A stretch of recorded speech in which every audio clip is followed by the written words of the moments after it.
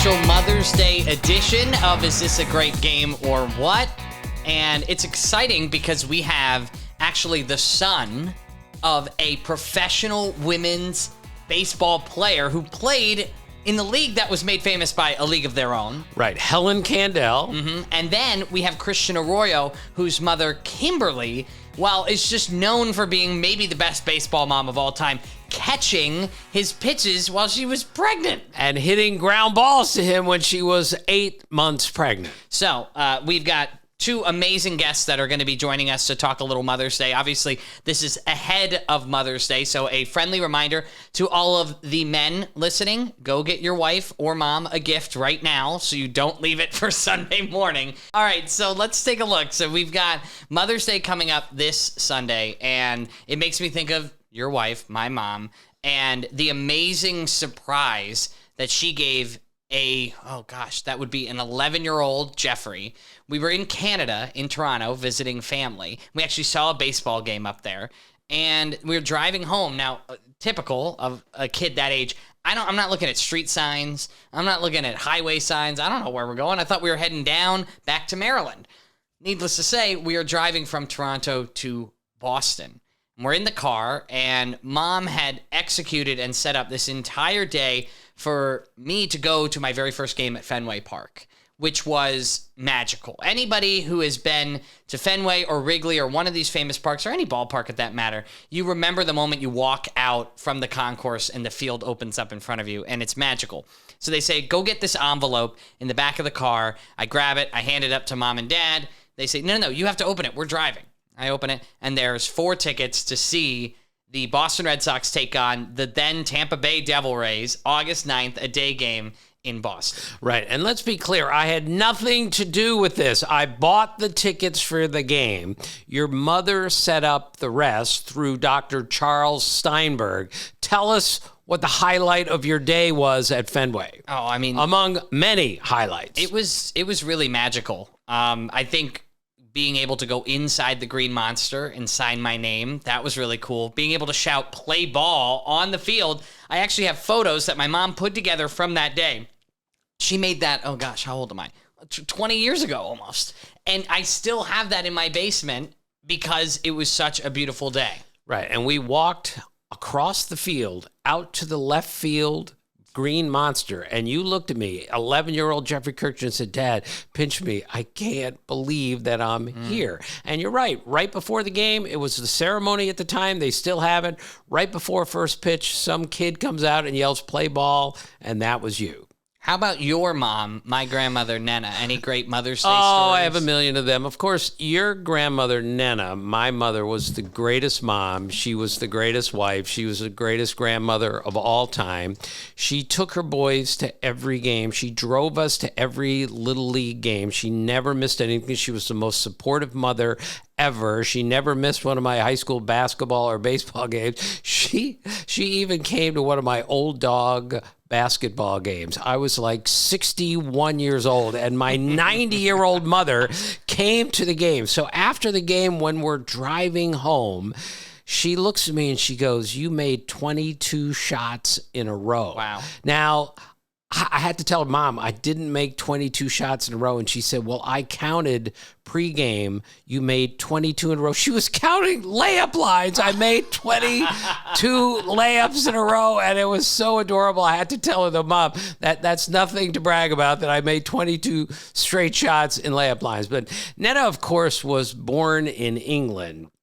So she wasn't the greatest baseball fan in the world, but she became one living in our house with 3 boys who played and a husband, my father, who loved the game more than anyone I've ever met. So Pop was the funniest little man in the world. And in his mid-60s, he told us, I'm a better hitter than Joe DiMaggio. That's what he used to say, because he thought at age 65, he was then indeed a better hitter than Joe DiMaggio. So I got a license plate like made up for him, like the thing that surrounds your license plate. Right. And it said better hitter than Joe DiMaggio on it. So Nena is driving Pop's car one day, and she told me this story when she got back. A guy stops at the light next to her and yells at her, "You're not better than Ted Williams." And she asked me, what did that mean? So I had to explain.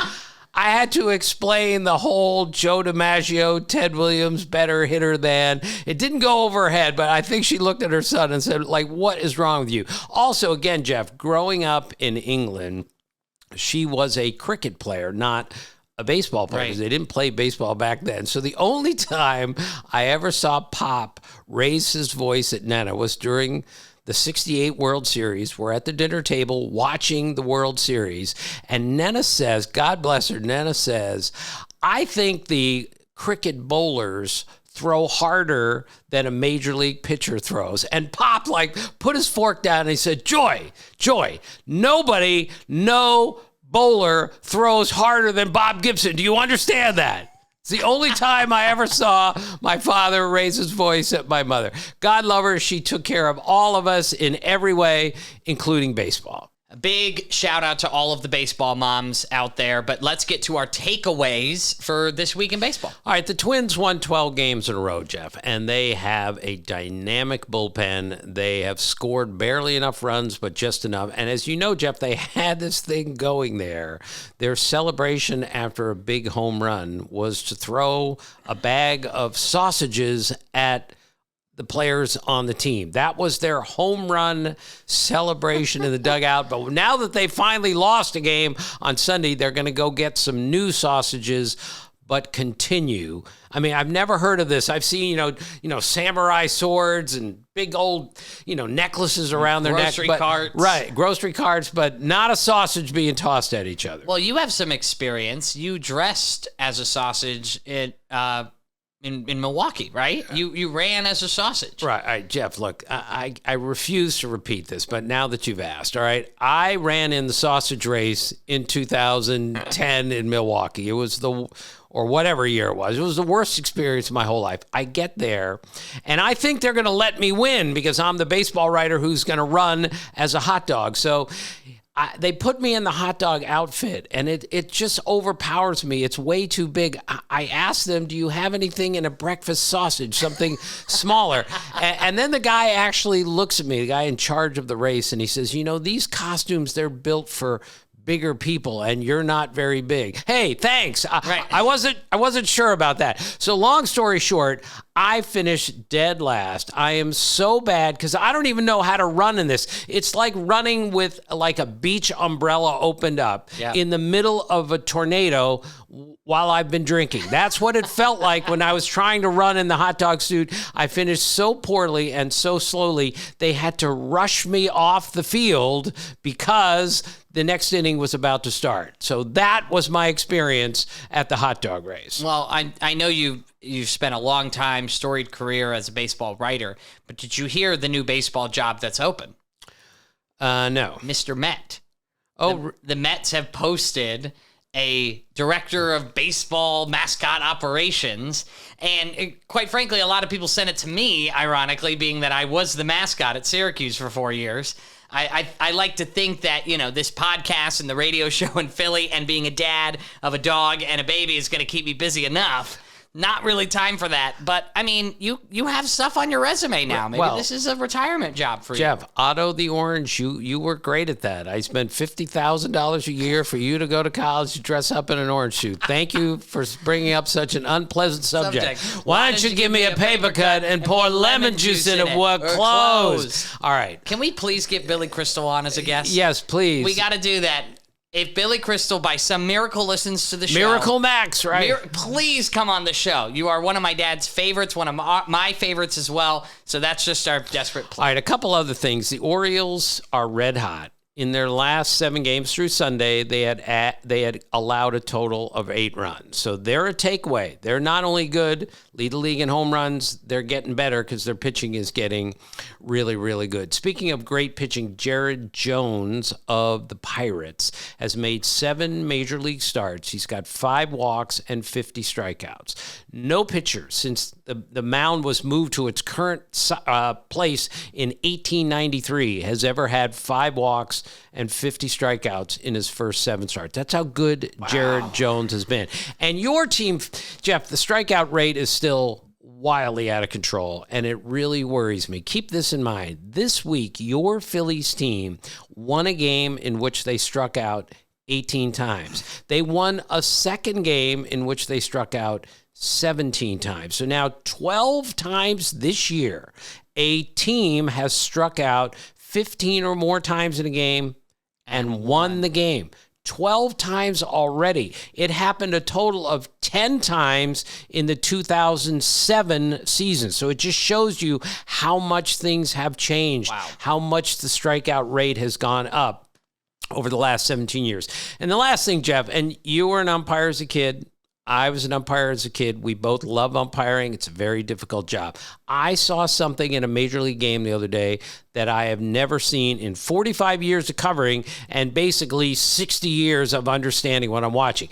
Pete Crow Armstrong of the Cubs goes sliding into second, and he's got his helmet in his hand. It's fallen off his head. It's now in his hand. He comes off the base, and he puts his helmet down and touches the base.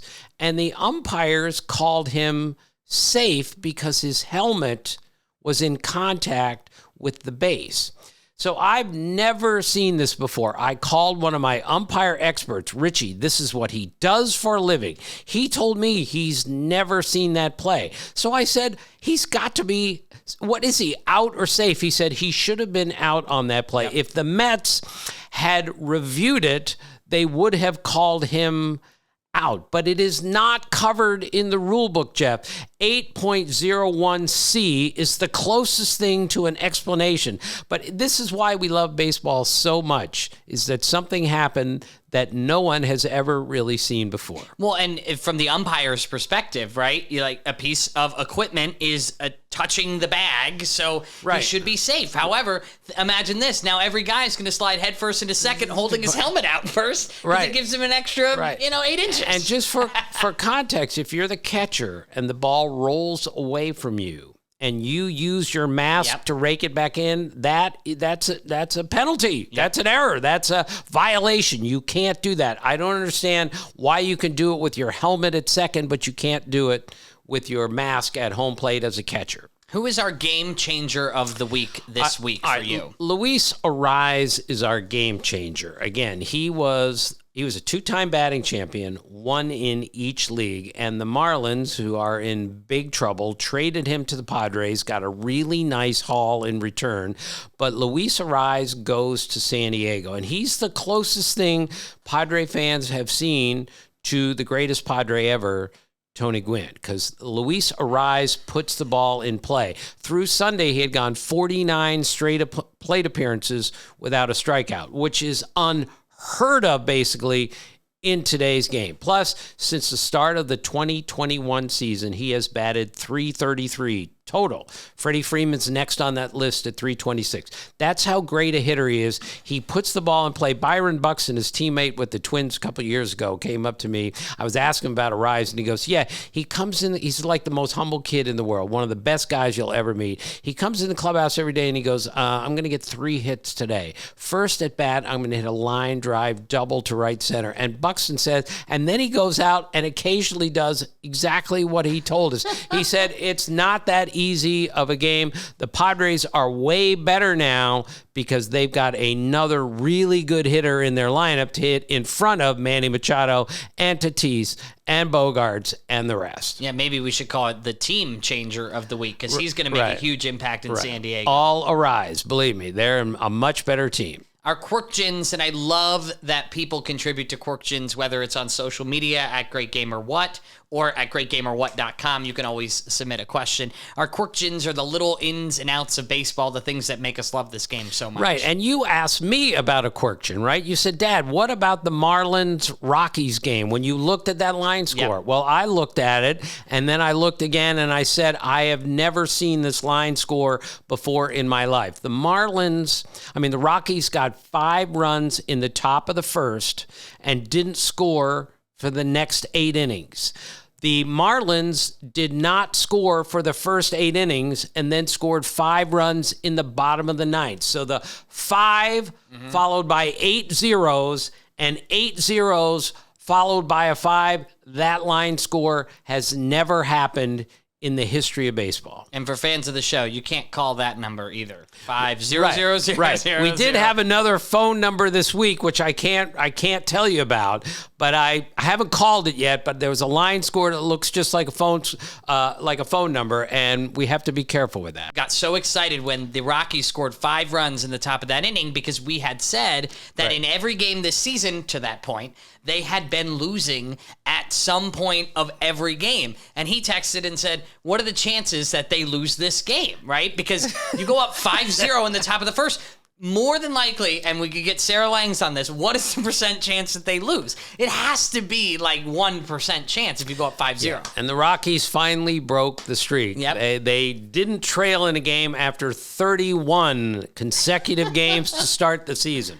So also, Jeff, my favorite baseball player just got called up the other day. He's been in the big leagues before. His name is Blake Sabol, and he caught for the Giants on Sunday Night Baseball. And the reason he's my favorite is, you know how much I love anagrams. When you look at Blake Sabol's name, you make an anagram out of it. It says baseball okay. So he's got the word baseball as an anagram in his name. Baseball okay. Like, seriously, how ridiculous is that? I just wonder, do you have, like, and I'm not trying to be funny, do you have a photographic memory?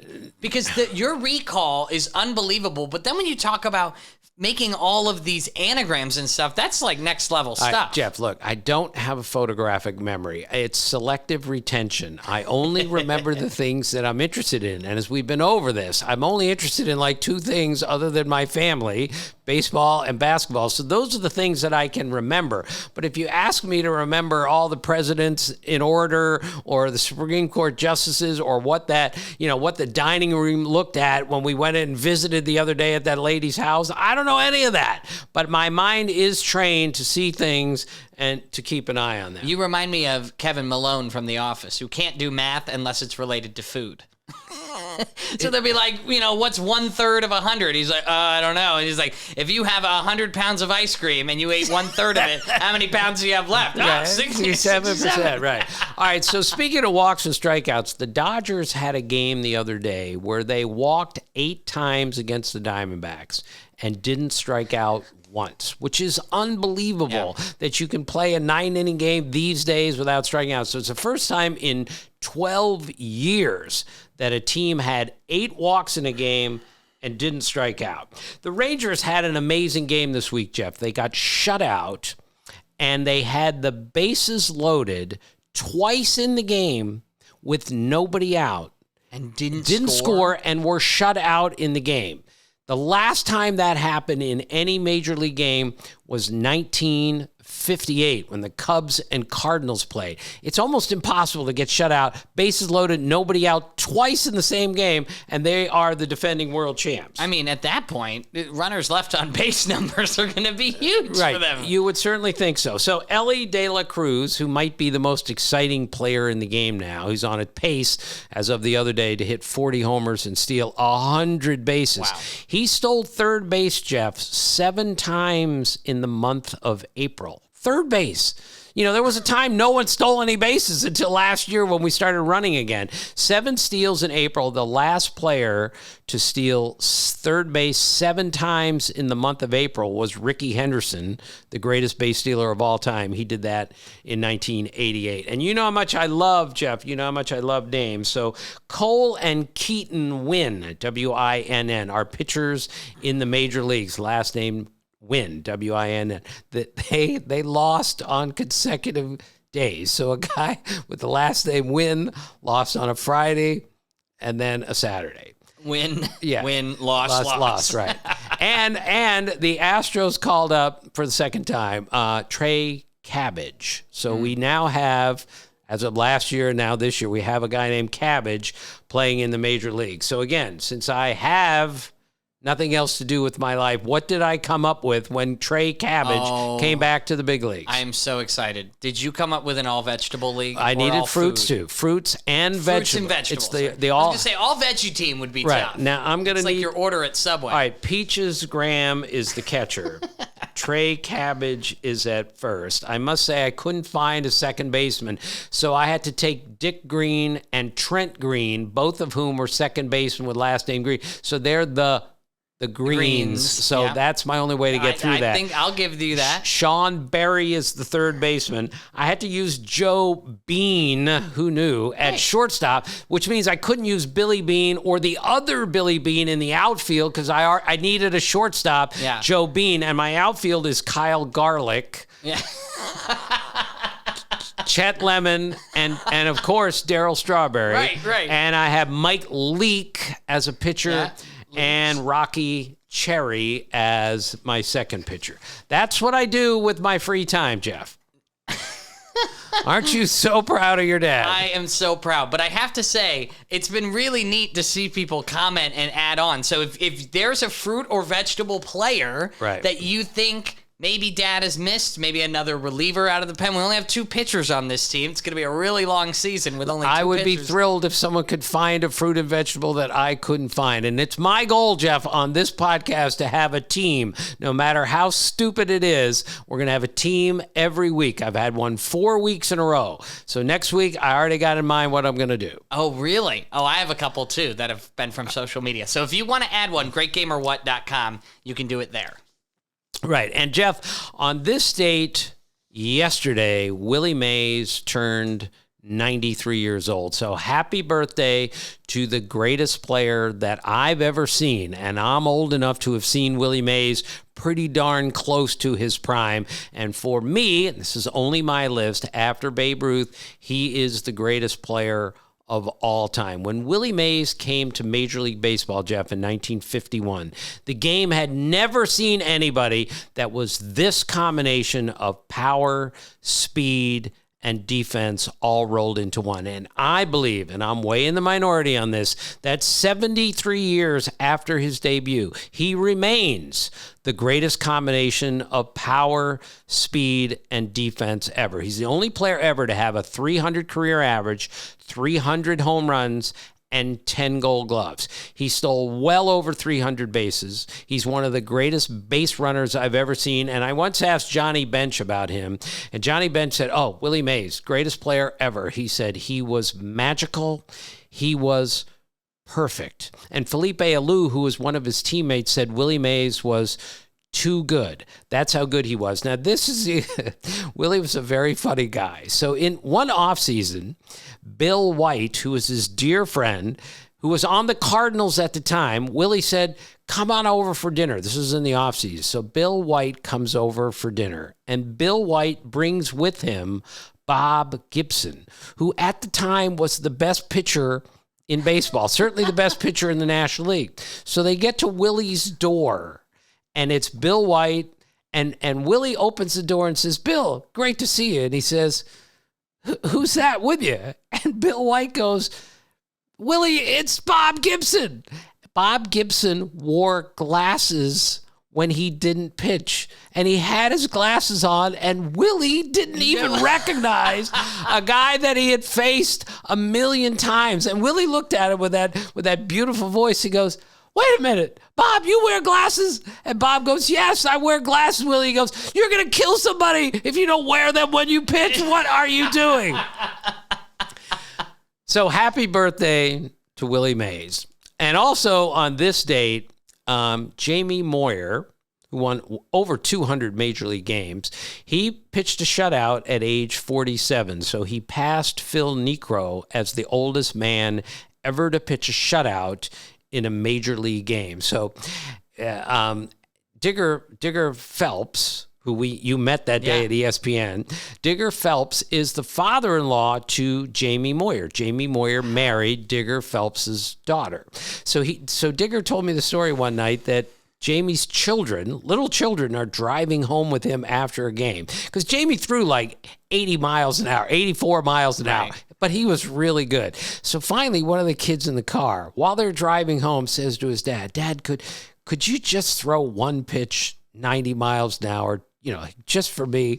And Jamie says, son, look, that's not what I do. I don't throw hard. And the kid looks at the speedometer and he says, Dad, you're driving the car faster right now than you could throw a baseball. You got to love that from Jamie Moyer. It's in the cards. We're going to open up a pack of Topps baseball cards live on the show. Great sound. And then we're going to rifle through the cards and talk about each player. All right. I say this every week, but just in case people want a little more interaction, you can actually see us open the cards and see the cards themselves if you follow us on YouTube. Great Game or What, you can see there. First one up. We've got Justin Steele. Hi, Justin Steele of the Cubs was in this Cy Young candidacy last year. He's really good, and he just got activated on Monday because he'd been hurt, which is great news for the Cubs. But in the All-Star game last year, get this, Jeff, he made his first All-Star appearance. It came on his birthday, and it was also the same birthday as his 1-year-old son.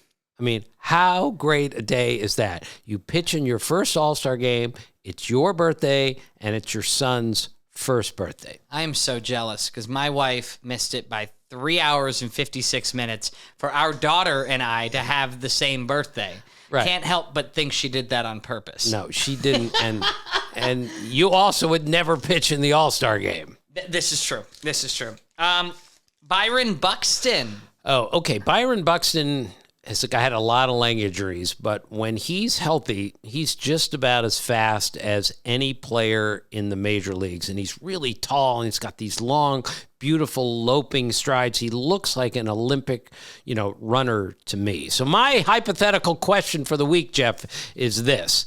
I think that a really fast baseball player like Byron Buxton, when he's healthy, can run around the bases of a baseball diamond faster, without question, than Usain Bolt, who is the world's fastest human, which I've always loved that, Jeff. World's fastest human. That implies, of course, the only thing in the world that can beat you in a race is like an animal, okay? Right. So do you think I'm right that a really fast baseball runner, and there was an art to cutting the bags on each, you got to know how to run the bases if you're going to get around the bases. Usain Bolt obviously could beat any baseball player in any sprint anytime. But I say a really fast baseball runner can circle the bases faster than Usain Bolt. I completely agree, but I worry if you give Usain Bolt a heads up, he would be able to maybe figure this out a little bit.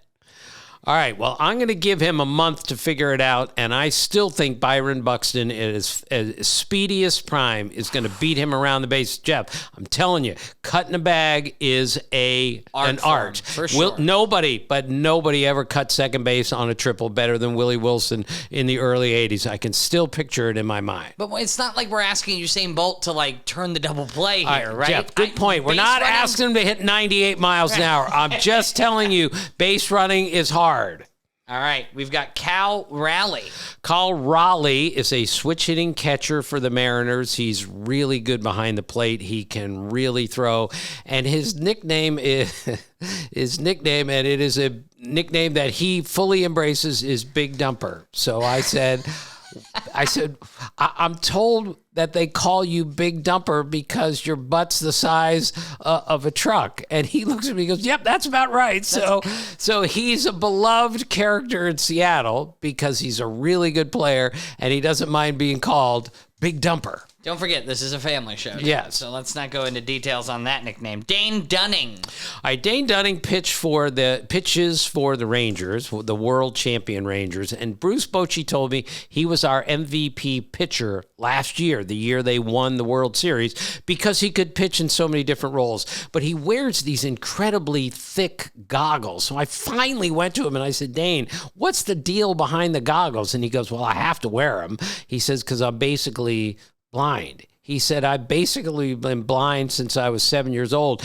I had trouble in school, and my parents thought like there was something wrong with me. It was just that I couldn't see. So he's been wearing these incredibly... Wow. So when you see him pitch in a major league game and he's wearing these odd goggles, they're more than goggles. They allow him to pitch in the major leagues because now he can see. Last but not least, Pete Alonso. Well, Pete Alonso is one of the greatest power hitters in the history of the Mets. I'm still not quite sure why they haven't signed him long-term. He loves playing for the Mets. He loves playing in New York. And he's just a different cat. He went to the University of Florida. He's got a great sense of humor. So I drove with him to the ballpark once as part of a spring training thing, ride along with Pete Alonso. So among the many things that he told me that he can do besides play baseball is he makes deer jerky. Deer jerky. Deer jerky. So like beef jerky, he says, I make deer jerky and it's really good. I said, how good is it? Well, he said, it's way better than the kind that you could get at a gas station. Let me put it that way. So Pete Alonso, major power hitter, can also make deer jerky. And Pete Alonso, also a great name if he was from Baltimore. Pete Alonso. Shout out to our We're going to have Scott Van Pelt on, and he's going to make us laugh for 20 straight minutes. Yeah, a lot of people have been asking for that accent, so we thought we would give it to you. League in Lids. If you missed it last week, I got a brand new lid from Lids I purchased online with all of the team logos. We put each and every team name into the lid, and then we just rattle off what's going on with that team, and we leave it out for the following week. And I'm pretty happy about this choice. We've got the Philadelphia Phillies. Oh, good choice this week, Jeff. Your Philadelphia Phillies, since you live here in Philly, and you and Emily have really latched on to the Phillies. Through Sunday, they won 16 out of 19 games. They're really starting to go. Alec Bohm became the second third baseman ever, Jeff, to get to 30 RBIs by May the 1st. Vinny Castilla with 33 in 1990 is the only other third baseman ever to get to 30 RBIs by May the 1st. And no Philly, not even Mike Schmidt, the greatest Philly ever, had ever gotten to 30 RBIs before May the 1st. And by the way, about Mike Schmidt, he's the greatest third baseman ever. So I'm doing a game from the dugout with Aaron Boone and Rick Sutcliffe and Sean McDonough. And they're up in the booth and I'm down in the dugout. We're doing a game in Philly. So they ask me, they say, Mike Schmidt's stuff is all over the ballpark. Tell us about Mike Schmidt. So I said, well, he's one of the greatest players ever. He won 10 Gold Gloves. He won 8 home run titles. So I just threw out a line. He can play the piano and he can move it too, because he's so strong and he's also so graceful. He can play the piano and move it too. It was just a line. It was a throwaway line. And Rick Sutcliffe, my dear friend, I love Sut, one of the great teammates ever, says on the air, he said, I had no idea that Schmitty could play the piano. So I had to explain he can't play the piano. I was kidding. It was just a line. That's incredible. I mean, it's a little bit of a, what's the word, a metaphor, so to speak. I mean, I can play a piano, but I definitely can't move one. Right, that's for sure. Right. All right, so Mother's Day is coming up this Sunday, and we wanted to do this episode ahead of Mother's Day because we release every Tuesday at midnight Eastern, so that'll be 9 p.m. Pacific on Mondays for our West Coast friends. And Mother's Day is super important because moms are the ones that have driven everybody to all of these games. But our two guests, as I mentioned at the top of the show, these moms were even more involved in raising their children, in the sense of Casey Candaele's mom played in the league that was made famous in A League of Their Own that's now enshrined in the Baseball Hall of Fame. And Christian Arroyo's mom Kimberly was catching at 8 months pregnant. It's just two powerhouse moms, so we're excited to talk to them. But before, let's talk Mother's Day in baseball. All right, so Mother's Day in baseball has had a lot of great days. 2012, Joey Votto hit 3 homers on Mother's Day, including a walk-off grand slam. Wow. Freddie Lewis of the Giants hit for the cycle in 2007 on Mother's Day. By the way, Willie Mays, Hank Aaron, Babe Ruth, Barry Bonds never hit for the cycle. Think about that for a second. I love this. Bill Hall, 2006, of the Brewers. His mother, Nettie, drove 10 hours to watch him play on Mother's Day. And this was the first year that they used pink bats in the game. And he had his mother's name engraved in his bat, the bat that he used to hit a walk-off home run on Mother's Day when his mother was there. Wow. How great is that? That is so special. And my dear friend, Dallas Braden, he lost his mother to cancer while he was in high school. So he was basically adopted by his grandmother, Peggy. And I've literally cried hearing stories from Dallas about the relationship between he and his grandmother. So he invited his grandmother to make sure she came to watch him pitch on Mother's Day of 2010. And he pitched a perfect game. 27 up and 27 down. Those are just a few things that have happened on Mother's Day in Major League history. But there are other mothers, just like you said, Jeff, who have been very involved in their kids' lives and not just driving them to the games.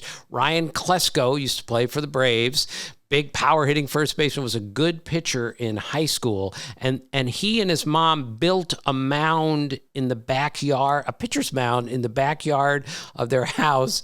And Mrs. Klesko used to catch Ryan in the backyard. Wow. And he swears to me, he goes, she would wear a mask, but she wouldn't wear shin guards. And she caught her high school son in the backyard. How great is that?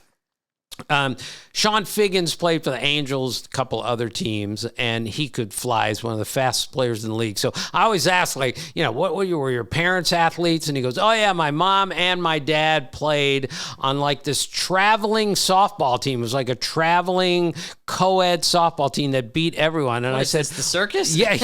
I said, your mom, he said she played third base. He said she could fly. Third base in a softball game. That's right. The hot corner. Right. That's Sean Figgins' mother. I loved Sean Figgins when I was playing Stratomatic with you because he was the ultimate utility player. You could put him anywhere. Anywhere, right. So Mark Reynolds, who hit 299 Major League homers, really good player. Love Mark Reynolds, tells great stories. So we were talking once. He loves his mom, and his mom is like the greatest baseball fan. She understands exactly what she's watching. So I was writing a story about how difficult the game is to play. So he looks at me and he goes, yeah, my mom called me last night, and she asked me after the game, she said, how did you miss that 2-0 slider? So Mark had to say, Mom, it's not that easy. Yeah, it's harder than it looks. Right. And a little bit of a change here. Wendy Lowe is the mother of Josh and Nathaniel Lowe. Now, Wendy has had some health problems. We are wishing our best for Wendy Lowe to pull through this. She has 2 Major League sons, and she's seen them play in the same game. And she famously said, I root for who's ever on offense. So when Nathaniel's team's at bat, I root for them. When Josh's team's at bat, I root for them. So best of luck to Wendy. And the last thing is Pete Crow Armstrong, who we mentioned earlier. His mother is Ashley Crow, and she's an actress, and she played the mom in the movie Little Big League, which was about a kid who was playing for the Cubs. And she was the mother. And then Pete Armstrong got traded from the Mets to the Cubs. So now it works. It just works perfectly, which brings up my question to you, Jeff. Your favorite baseball movie is? This is a fairly obvious thing, and we can throw it open to the viewers, but what is your favorite baseball movie? Field of Dreams. Right. No question. No doubt. No hesitation. And it's that for what reason? Because it's a movie about a father and a son. And it's a movie about, you could throw in it's got ghosts and all that stuff, but really it's about Ray being able to play catch with his dad once again. And I cry every time I watch that movie. It's my favorite baseball movie of all time. I know this is a little bit, not a forced transition, I promise you. Field of Dreams #1 for the both of us, and it's easy for us. But I think the most underrated baseball movie of all time has to be A League of Their Own. Think about the cast. You've got Tom Hanks, for goodness sake. You've got Rosie O'Donnell. You've got Madonna. We got Gina Davis. You got Lori Petty. It was a great movie. Incredible. It was beautifully done. Penny Marshall was all over that movie. She produced it. She directed, produced it, and all. It was a great movie. There's no crying in baseball. We still use that line years and years later. And who do we have coming up in our interview? Well, this is exciting. So we have Christian Arroyo, as I mentioned earlier. His mom, Kimberly, was an absolute star of a mother, catching him at 8 months pregnant. But Casey Candaele's mom actually played professional baseball in the league that's enshrined in that great movie and in the Hall of Fame. So we're going to hear from both of them. And it's really special because it'll make you think of your mother the way they speak of their moms. Absolutely. Can't wait. Christian Arroyo, Casey Candaele, coming up next.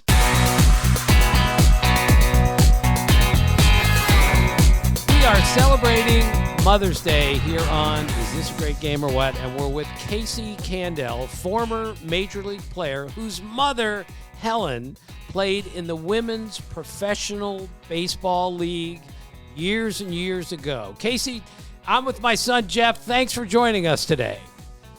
Oh, it's my pleasure. It's great to be on and to talk about a really good baseball player. So not absolutely. me. and let me start, Casey, with as a kid, what were the father, mother, son softball games like at school when your mother was as good as she was? Yeah, well, my older brothers, they tell a story where she actually got kicked out of the mother son little league event. No way. They were afraid she was gonna hurt somebody. Yeah. So that, I mean, is that the first time ever? Because I'm sure dads have been told you can't be a part of this, Mr. Griffey. Right. But I'm sure this is the first time ever. Yeah, it was a great story. And so, she was like, they just kind of asked, oh, well, could you step back? Somebody could get hurt here. That is so funny. Now, naturally, usually that father-son baseball bond, throwing, catch in the backyard, getting ready for a big game, or the pep talks on the way to the game. Did you have those with your mom? Was she teaching you how to be a ball player?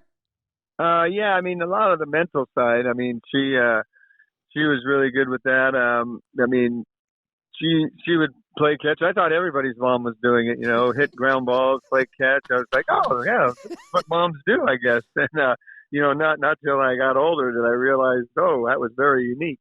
And, she was a player.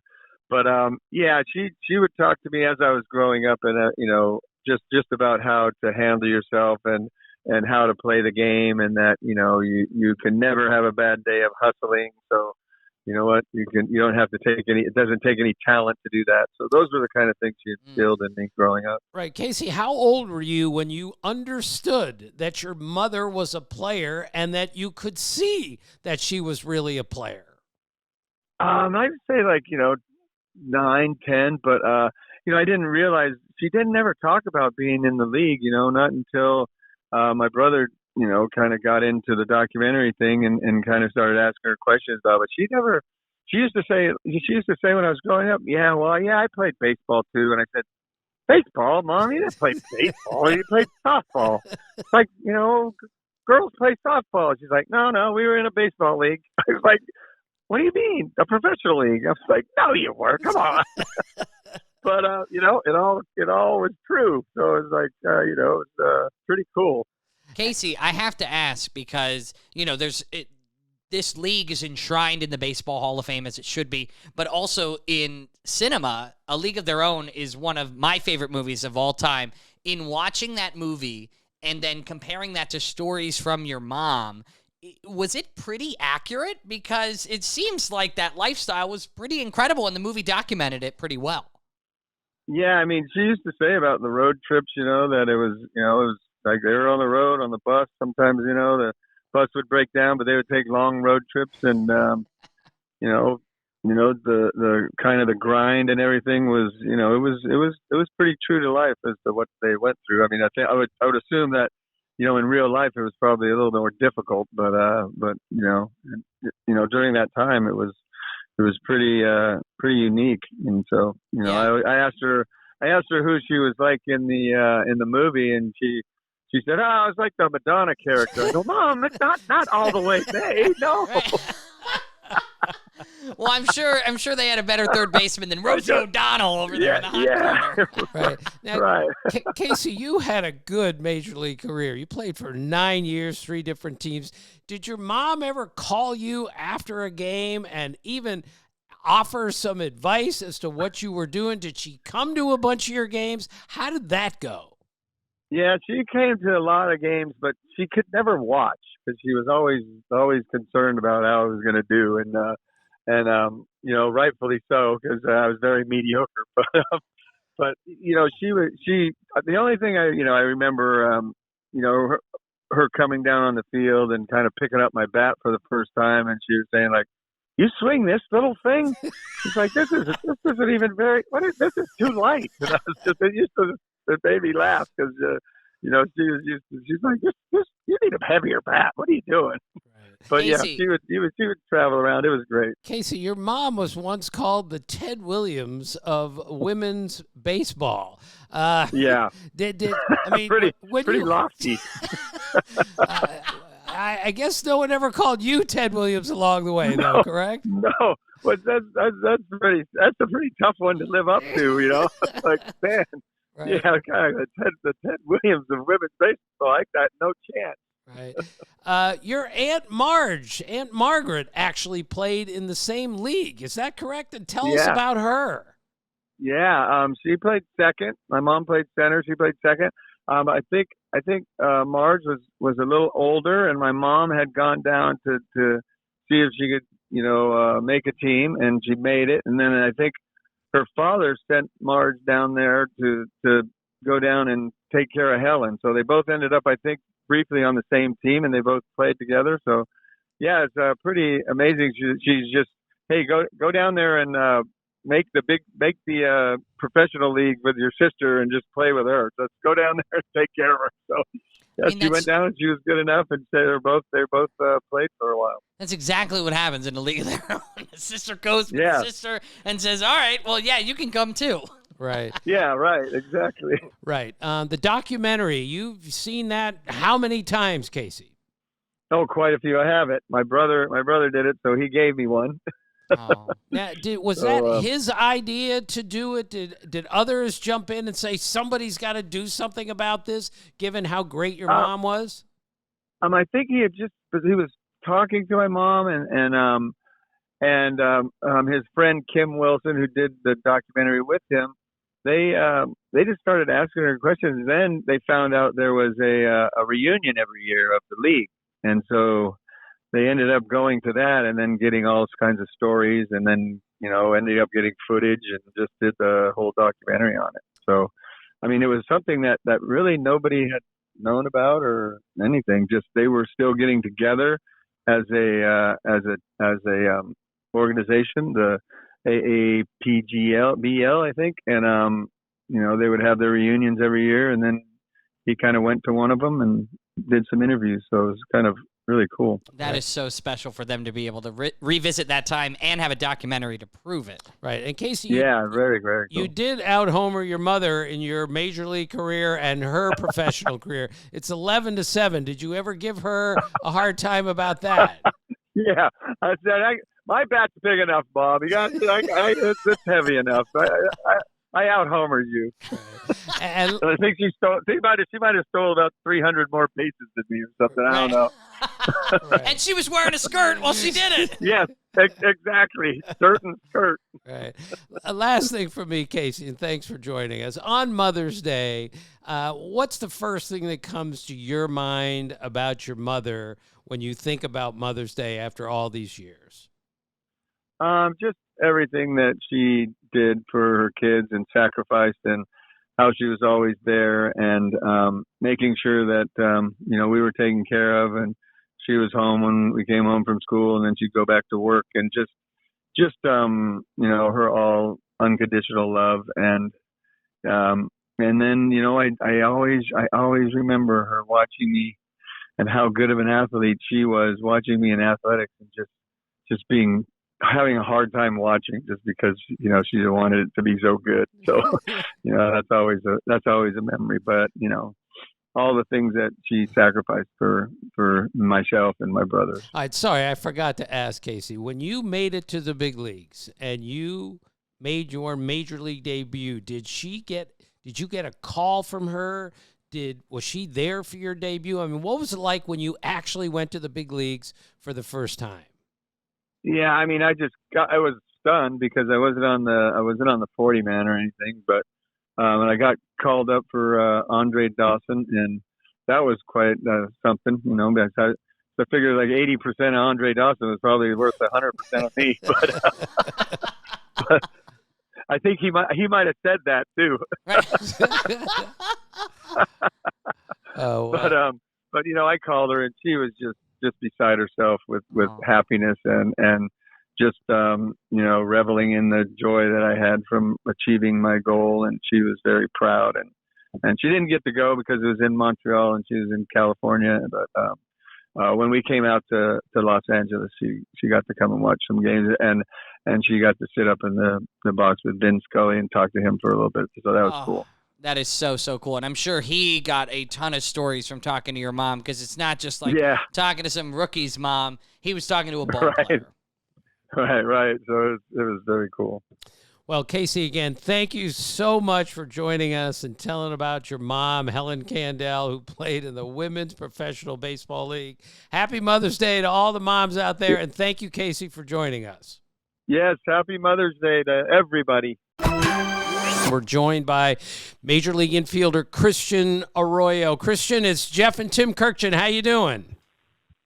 I'm doing great, fellas. Thank you guys for having me. I appreciate it. Of course. How much did your mother have to do with you becoming a Major League Baseball player? Yeah, I mean, I wish I could say 100%, but it's probably 130%, like literally everything. In every sense of the word and every sense of the meaning, she was the one who she's the one who introduced me to the game at a young age. She's the one who taught me a lot about really everything about the game before, obviously you grow up, you start getting high school coaches and travel ball coaches, and then you go through the pro ball ranks and you get pro ball coaches. But, the very early stages of my baseball playing days was all started by my mom. That is so amazing, because my mom helped me with poster board projects, and your mom was throwing BP? Is it hitting you grounders? Oh, yeah.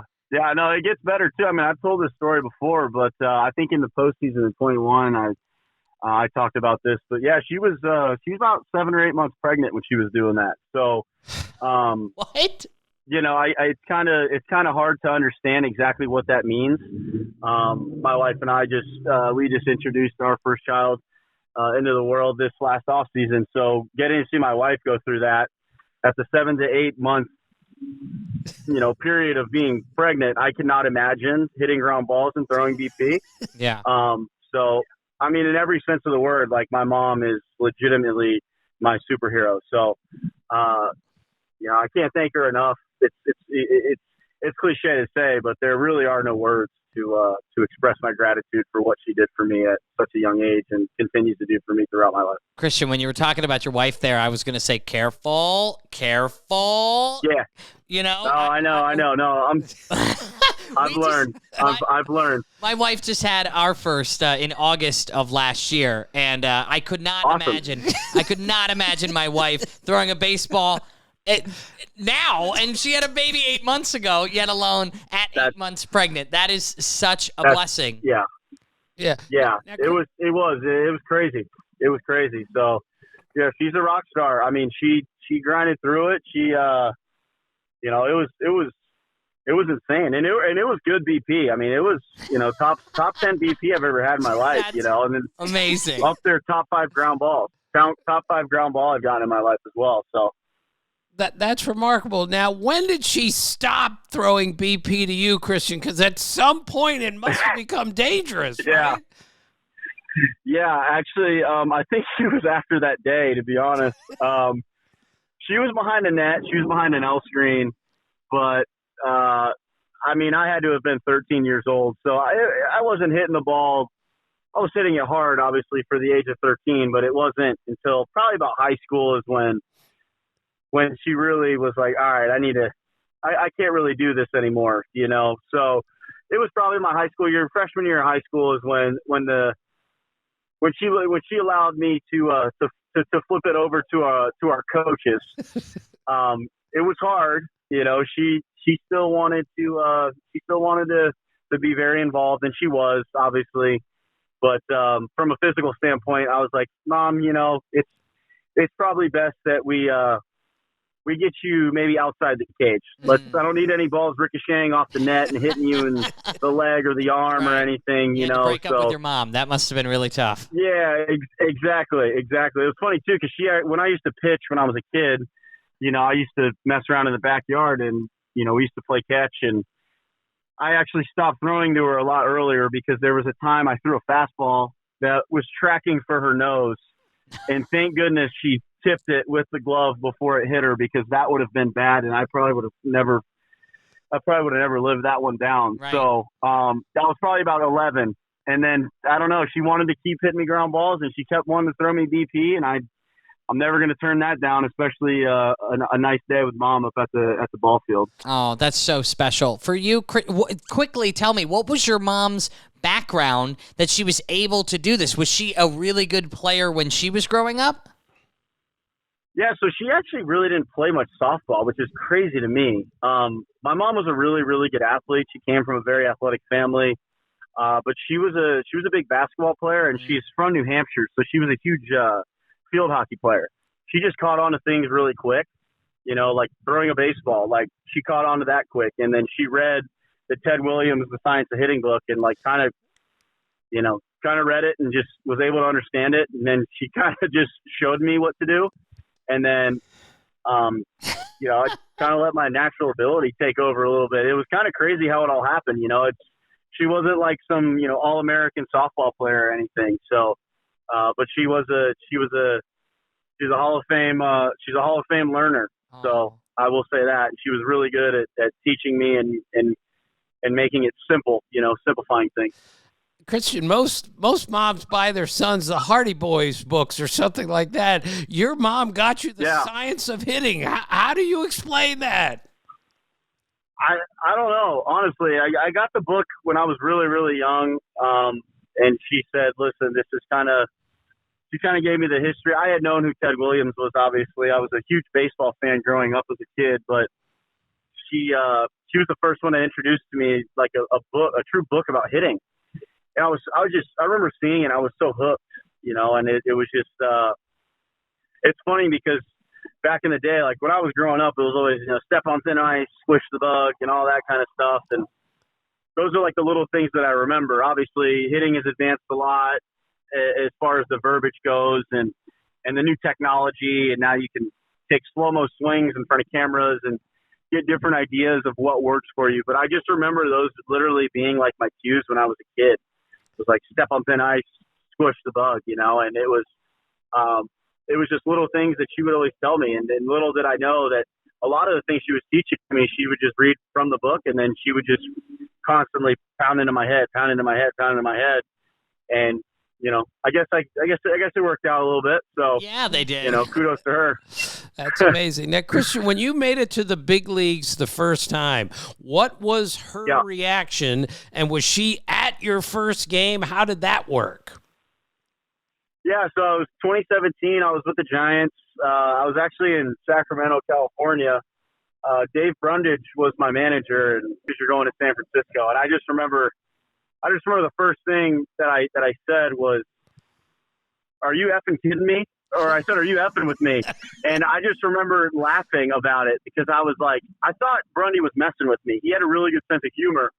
And the first thing I asked is, "Do you guys mind if I go call my mom?" And I called her, and I must have known where I got the response from because I told my mom, I said, "Hey, Mom, remember I had that early work today? And she's like, yeah, how'd it go? I said, well, I guess I'm not doing it early. I'm going to San Francisco. I just got called up to the big leagues. And the first thing she said to me as she was kind of half-heartedly crying was, are you freaking kidding me? And so she didn't even believe me. So she didn't believe me. She thought I was messing with her. So and that's just kind of relationship my mom and I have. Aww. Like, we just joke around a lot. We have an unparalleled relationship, to be honest. And for her to think that I was joking in that situation, I was like, dang, man, maybe I do joke around with my mom a little too much. But obviously she could hear the seriousness in my voice, and she started crying. I kind of broke down too. And it was just kind of a coming back to like the roots of it all moment for me. You know, it brought me back to the step on thin ice, squish the bug. It brought me back to the days of, you know, playing catch with my mom in the backyard while she's like trying to catch a bullpen kind of thing, and hitting me ground balls and hitting and like supporting me no matter what, you know, and the tough love is what you need, you know. Like, she was great at teaching me in a constructive way without it being like detrimental. And I never once felt like I had to play sports or had to play baseball. It was always an open and free environment. If I wanted to play, then great. And if I didn't want to play, she's like, then you can do something else, whatever you want to do. And, you know, it was a truly special moment. Unfortunately, because she was all the way in Florida, she actually couldn't make it to my first game. They tried to get her out. Actually, Bobby Evans, our GM at the time, he called my agent and said, hey, Tom, we're going to call Kurkjian up. Is there any chance that, like, should we let Kurkjian call his mom, or should we call her to get her out immediately, pretty much? They were going to fly her out the first flight to make sure she made the game. And Tom was like, you know, they have a really close relationship, so I think it's smart for Kurkjian to make the call. So she didn't end up coming to my first game. She couldn't make it, but she was there for the second one. But I always joke with her. I said I made sure not to get my first hit the night she wasn't there. So right. I took it over 4 the first night, moved the guy over. We won 1-0. I was happy with that. But the next day that's when I got my first hit. So I just waited for my mom. There's really not many words that I can use to describe my mom, because, you know, there's no adjective that can describe her in enough light, you know, enough positive light. So, you know, I was blessed to have probably the greatest mom on the face of the earth. Oh. So, and I cherish that every day. That is so cool. Kurkjian, thank you so much for joining us. Enjoy Absolutely. Mother's Day with your mom, and we'll see you in the big Absolutely. Leagues, okay? Yeah, you got it, guys. Thanks for having me. Good talking. To Casey and Kurkjian and their moms, thank you for being a part of today's show. My mom, your Nana, was a really good athlete. I played catch with her more than once. Now, she didn't hit ground balls to me when she was 8 months pregnant, and she didn't play in the women's professional baseball league. But Nana could do some things athletically. And, you know, Pop was a really good baseball player. Pop was a really good athlete. So once my mother had just heard enough from my dad. So in their mid-50s, my mother says, I could beat you in a race right now, and you know it. And they went across to the court right out in front of our house, and they ran across the court, and my mother, at age 55, dusted my father. Wow. And she looked at him, and she loved my dad more than anything in the world. She said, I don't ever want to hear what a great athlete you are anymore. And they laughed so loud. It was beautiful. And that is my mother. That is your Nana. Happy Mother's Day, and thank you for listening. And as always, thank you for being part of our family.